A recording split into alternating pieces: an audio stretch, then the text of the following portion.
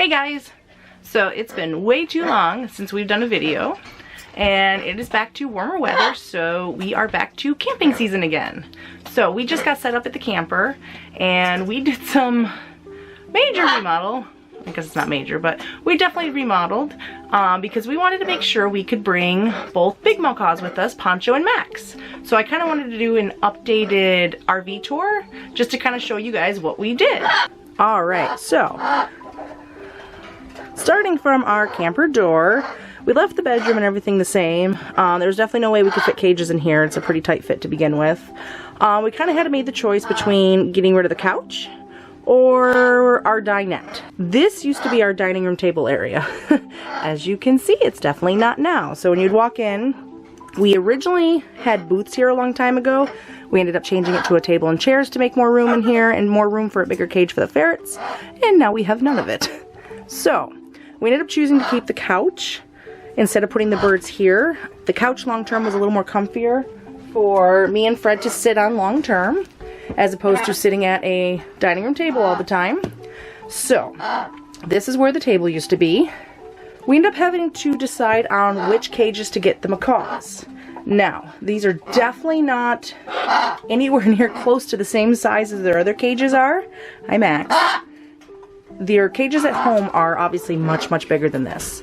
We had to kind of do what we could to fit what we could, so we got the biggest cages that we could still fit in here. So they both have these two cages. They're both 3 feet by 2 feet, and I actually have no idea what the height is, but these are what we could still fit and still obviously be able to get in and out. So they're in identical cages. Right now we just finished setting up. We just bought the cages, so the only toys I have in here are actually just the new toys I bought from the store. I have to go home and grab the rest of their toys. And I have new perches in here, so they both have 2 perches. I was very careful. Hi, can you say peekaboo? I was very careful in how I set them up because I didn't want their tails hitting the bottom or anything. So I made sure to set both of the cages up in a way that their tails still was high enough so it didn't hit the floor. But as you can see, they still have room to kind of move around in here, at least for camping. While camping, if the weather's nice, they're outside with us.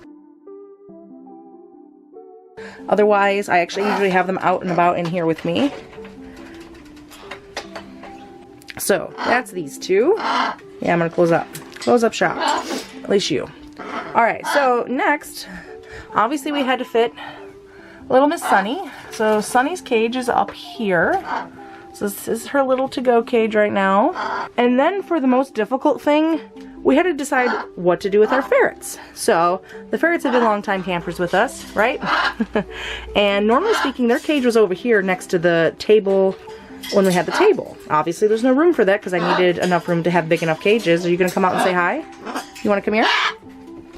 Okay. So we ended up getting this. This is actually a cage that's actually manufactured for guinea pigs. When we bought it, when we brought it here to put it together, we were kind of surprised. It didn't actually have a plastic bottom. It had a weird, almost like a canvas bottom, which for a guinea pig isn't a big deal. For ferrets, I didn't really trust that they wouldn't escape. So originally we had planned on putting a top just like resting on these bars here for the ferrets, and that was the original plan. Now it ended up actually working out for the better. Hi, you trying to get out? You want to come sit here? How about we just chill right here for a little bit, okay? This actually ended up working out for the better. This cage, luckily and coincidentally, happened to be the exact width as these bird cages. So you can see it ends here, and if you look all the way in the back there, it actually ends at the back of the cage. So what we ended up doing is, we don't have a bottom on this. We ended up zip tying this all along the top of the bird cage here. So see all these zip ties so the little fuzzies can't get out. So there's that. Now, the only difficult part was, because it's even all the way around the back. That side is even and flush in here, so nobody could escape. However, we had the slight problem of this gap between this and the pan of here of the top part of the cage, which they definitely could get out of that hole. So, clever hubby ended up taking this lid to just a plastic storage container. He cut it to size and then put these little holes in it and zip tied it to the cage, so now they can't get out. Now, what he also did, which helps out tremendously, is this is not connected down here at all. It'll actually swing up from the bottom, and it kind of swings, so if it sits like this, it'll actually swing up like this. So if I take this stick out, the stick keeps anybody like from them trying to move it, but if I take this stick out, I can flip this all the way up, stick the stick in here to hold it up, and that way this whole pan, obviously I have to move Sunny's cage, but then this whole pan just slides out, and this side is their litter box, so I can just take that out and dump it for the litter box. Alright, so for the inside, this actually ended up being really roomy for them, so it worked out really nice. This is actually longer than a normal single ferret nation, and the width is exactly the same as a ferret nation. So if you usually do a single ferret nation, this is actually a little more roomier. The only thing I don't have is shelves, and I was actually thinking about coming up with a way to do at least one shelf in here. But so far this has worked out. Oh my goodness, Winky. I'm sorry, we have to pause for that. What a little poop. What are you doing? Oh, that little tongue. What are you doing? Hey. Hey. Now that the cuteness is over with. So, in here, again, this is a little bit wider, but we still have a hammock in here for them. Sorry, boys. I have this little sack that they sometimes like to squeeze in.